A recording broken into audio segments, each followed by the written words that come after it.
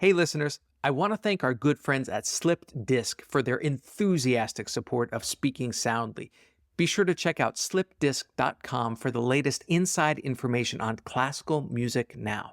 Today's episode featuring Lara Downes continues our celebration of Women's History Month by featuring female artists who are breaking barriers and changing the music world.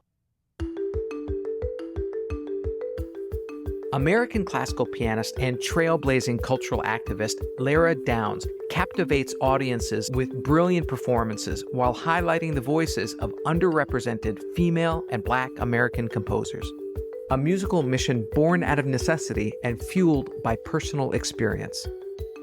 There was always this sort of missing piece where I was in love with the music, and I'm born a very curious person, so I always wanted to know the stories behind the music, and there was no place in those stories that reflected me.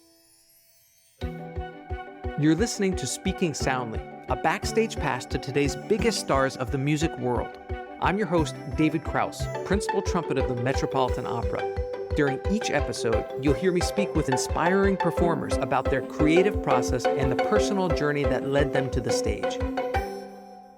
It's great to see you again after bumping into you a few weeks ago outside of David Geffen Hall in Lincoln Center. Were you coming out from rehearsing that marathon-long concert of all Philip Glass piano etudes? It was like, 3 hours long, something like that? I was either on my way to or from rehearsal. And yes, it was a marathon, but it was a great marathon. It was so much fun. I love listening to Philip Glass's music. It's hypnotic, but performing it is a completely different thing altogether, right? I mean, it's like the repetitive motions, the concentration it takes just to keep track of where you are in the music can be mentally and physically exhausting. It's the most exhausting. Right? So when you step off the stage and walk out onto 65th Street, is your head still spinning as you re-enter daily life and have to shop at Trader Joe's or whatever? It's so interesting that you say that. And these concerts were really unusual in that there were 10 of us playing the 20 etudes, which was fascinating on so many levels because, as you say, yes, Glass is hypnotic and, there's the repetitive motion and everything. But when you break that down into 10 very different players, it took on a whole new life. And all of us were talking to each other backstage about the deep dive that you need to do and just the incredible, focus and energy on every level that this music demands. One of the things I realized in these last weeks working on that music is, the world is awful, right? And so this music was providing this cocoon where not only could I, but I had to go inside of it and just be there. And it was a really, really interesting experience. Well, Philip Glass is a well-known contemporary composer whose works you play beautifully, but your musical mission has been to discover, amplify, and perform composers who have been historically overlooked because of either racial or gender discrimination. It would certainly be easier to have a career performing from the wealth of popular repertoire out there, but instead you decided to embark on this mission. How did that become central to your musical identity and your musical career? Why take on that challenge? Because of what you just said, because of musical identity, I don't know how old you were when you started your instrument. I was 4. So it's a lifetime. And I think that we buy in, we are all in, we're committed from the beginning. And that's sort of the message, to do this, you devote your entire self. And of course you fall in love. Otherwise it's not going to happen, right? So deeply, deeply falling in love with something when you're 4, 5, 6 years old and finding your place in it. And for me, there was always this sort of missing piece where, no question, I was in love with the music. And I'm sort of I think I'm born a very curious person. So I always wanted to know the stories behind the music. And there was no place in those stories that reflected me, either as a girl, as I was then, or a person of color, even not so much, honestly, as an American artist. So I just dealt with that for the longest time. And I'm realizing now, so many of us do have this identity crisis of one sort or another at some point in the training, when you're maybe it has to do with your adolescence, I don't know, but there's a place where you kind of have to reckon with yourself. And my place of reckoning with myself had to do with the otherness that I had always felt that I took for granted. That was fine, except then it wasn't fine anymore. When did that happen? When did it become not fine? I think it was at some point, I did my advanced studies, so from my teens through my early 20s in Europe, which was even more of this, connecting with the European tradition, like in a really intimate way. And then when I came back to the States, I think is when everything kind of fell apart internally, because that curious part of me that wants to know things and understand things, I think had also been feeling frustrated for a while with the part of tradition that has to do with like just kind of following blindly. The answers to my questions tended to be, well, because that's how we do it, because that's how we've always done it. That didn't mean too much to me. So I think I did struggle. I mean, I struggled in so many ways, right? Coming back to this country, not having been here for a long time, meant sort of finding my footing on all fronts. So it was when you came back to the States with that perspective and it immediately dawned on you that there's a disconnect there. It was on all levels. Here I'm coming back and now I'm a grown up, right? I'm not a little kid anymore. I'm by myself. When I had left, I had all left together as a family. So there was a lot of figuring out to do. But a big part of that, and also, starting from zero and just like hustling to make music, to find a place to make music, really had, it was clear to me that I had to understand myself. I had to understand why I was doing this. And I think I just ran up against, early life crisis of some sort. But as soon as I started figuring out my way, learning more about American music, I immediately started to feel grounded and connected to something. And there was this one moment, this was probably late, there was this exhibit at the Guggenheim called The American Century. And it was a retrospective of American art throughout the 20th century. But it was beautifully curated so that all of the artworks were situated in sort of umbrellas that had to do with context, social movements, music, what was happening, what people were experiencing. And that was what I had needed to understand. How does this all fit together? And then, I don't know, things just started to make sense. And then I had a job to do. And you've been doing that job. What's the process like for you as you discover the music of these underrepresented composers? I mean, I'd imagine that every scrap of paper that Beethoven, Bach, or Tchaikovsky scribbled on is on a museum under glass somewhere. But is there that same kind of curated catalog of the underrepresented composers who you champion? There is not. You probably know the story of Florence Price's music and where it ended up. She died in 1953, and in 2009, so half a century later, this young couple bought this falling down house in rural Illinois, like an hour south of Chicago. I mean, really just dilapidated house. And in the attic, they find these boxes and boxes of manuscripts. Open to the elements, no more roof on this house, rodents and weather and, just all man. And they had the presence of mind to look at the signature and do some digging. And they took those boxes down to the University of Arkansas, to the archive. But had they not cared, had the house not been bought, I mean, so many ifs, right? Those boxes could have ended up in a dumpster or just destroyed beyond recognition. And this is a story over and over and over again. And I think this is, to me, why this mission has become so huge, because no, there hasn't been the care. There's often just nobody to, steward these legacies. There wasn't the support from the beginning, right? All of these manuscripts of Florence Price's, these are still found in handwritten form because she didn't have access to copyists or, much support in the publishing world. I always think about that story of Pablo Casal's finding the Bach suites in a secondhand store. But there are so many stories of great works of music being lost and recovered. But this is different because this touches so many big questions about history. And access and privilege, inclusion.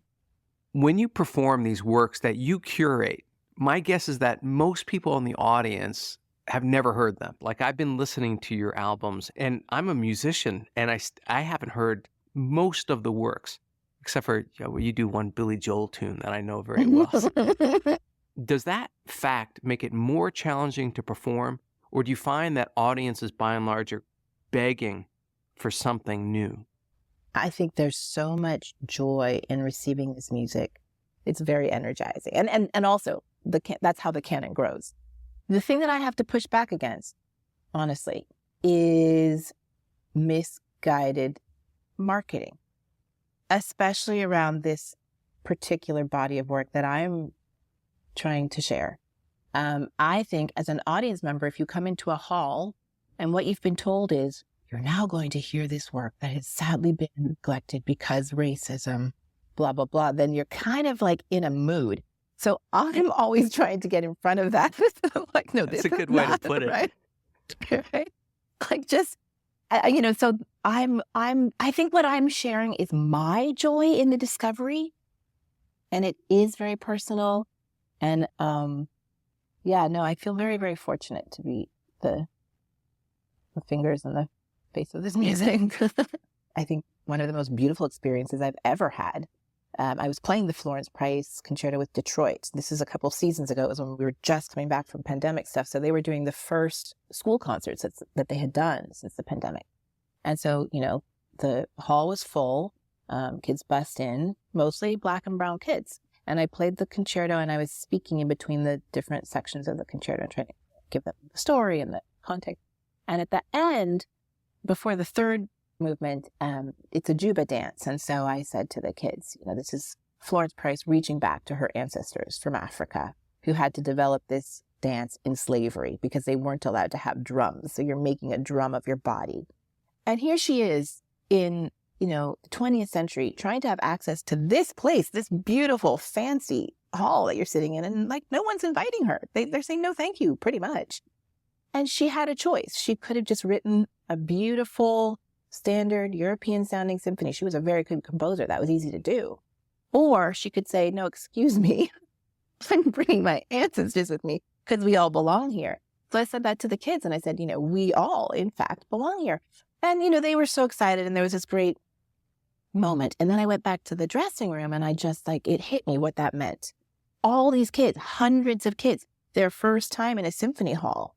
And this is what they experience. So I think that, we talk all the time in our field about the problem of the dying audience, of the small audience. We're trying to confront this at all levels.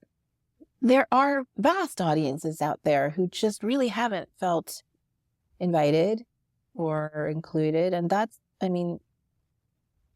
not about social justice. That's about the survival of this art form. And that's about American society and people being better and feeling better and, doing better together. It's a pretty big question. Yeah. Talk to me about your personal background and how that connects you to these underrepresented voices. I grew up in San Francisco. Dad grew up in Harlem. His family was from Jamaica, and he grew up in Harlem. My mom came from Akron, Ohio, Jewish lawyer. They met in San Francisco kind of towards the end of civil rights, 60s stuff. But what brought them together was this idealism, certainly. And so the three of us grew up with that. And I think there was a big underlying message in our home about taking on the world, whatever that was going to mean. We all started music, three of us, so young. So there was just music in the house all the time. And we were very haphazardly homeschooled. My dad got sick when I was really little, and he died when I was 9. So things were not easy at home. But I think, that what that meant was that the music provided a center. It really, really did. And I don't know, I guess the other thing that was important was that one of my first teachers was a Holocaust survivor. And I somehow understood, very young, this isn't just a thing you do. This isn't just about practicing and learning the notes and doing well at your lesson. Music is important. I understood that music was important, and it can serve a tremendous purpose in a person's life. It can maybe actually, mean survival in your life. I think I was feeling that it was survival in my own life on some level. So you grew up in San Francisco, homeschooled in a house with 2 sisters and 3 pianos. Was this like a not so subtle way your parents can ensure that none of you ever had an excuse not to practice the piano? Oh, but we found our ways. We found our way. If one of the pianos was in the basement, which was super creepy, so there was this whole system of like taking turns and also bribing people to take your turn in the basement. On the creepy piano. On the creepy piano.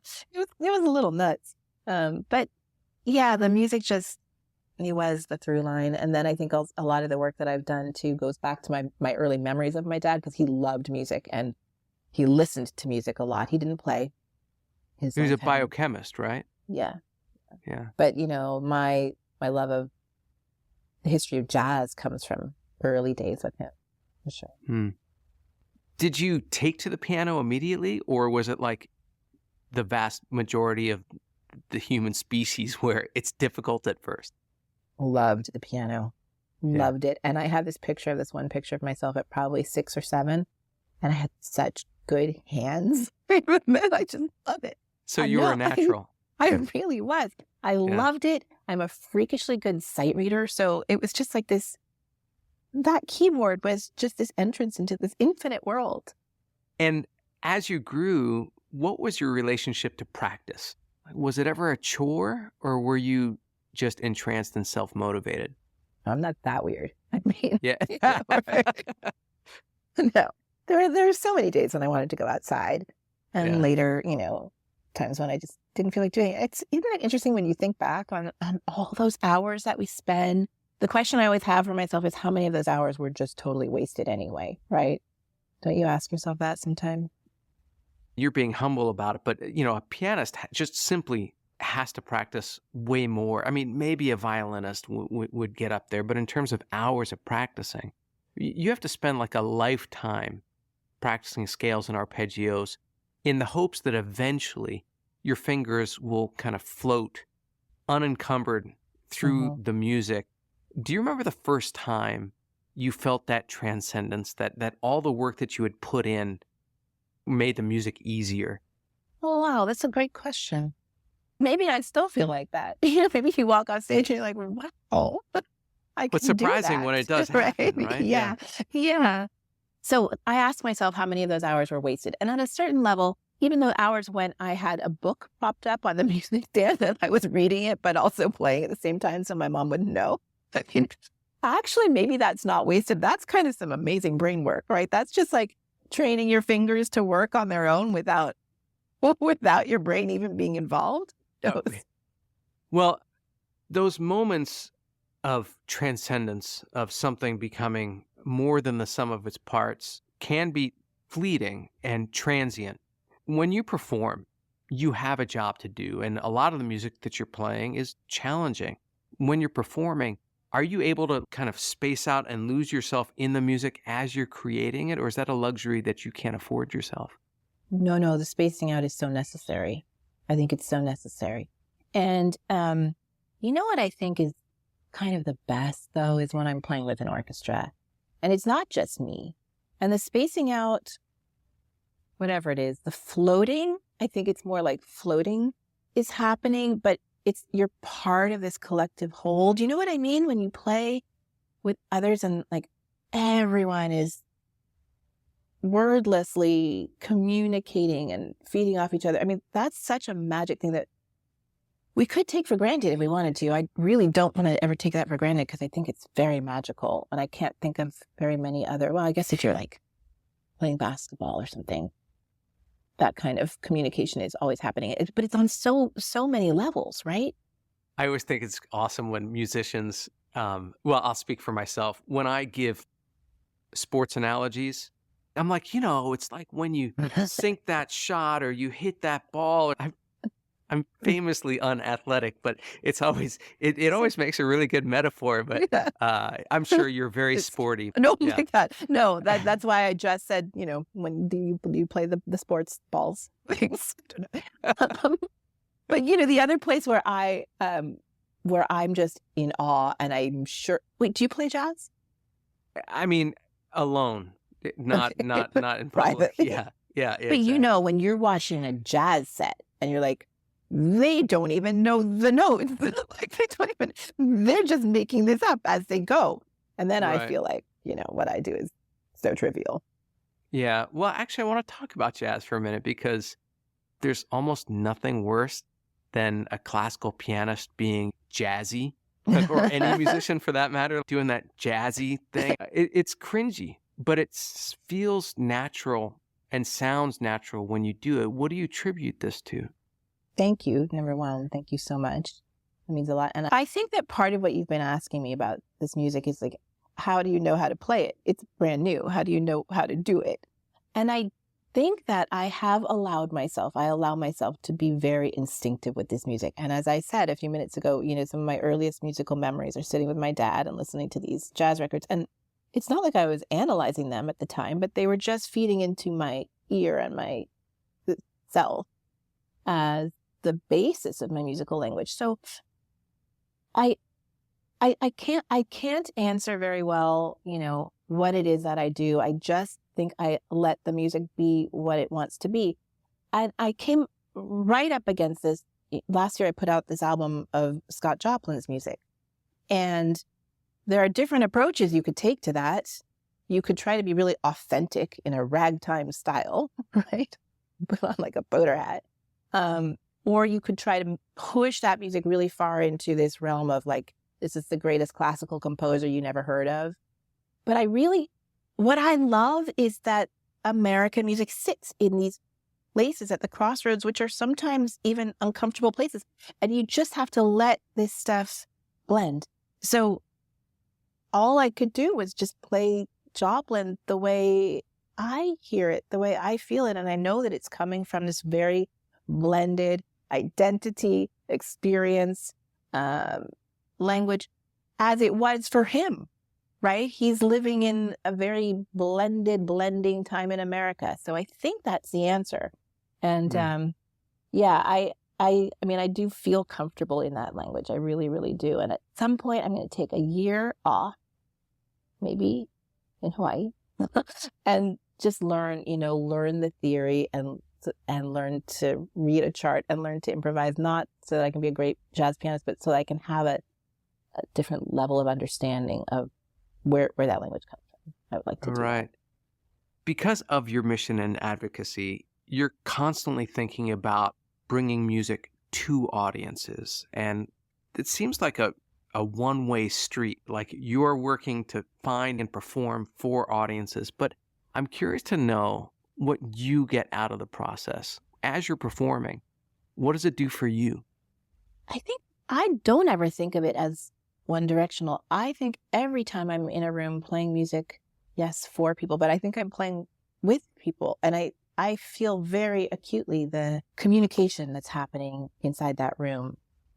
And it's my way of being myself and I guess contributing what I can to the world. And there is this truth that anytime you're in that room making music, something changes.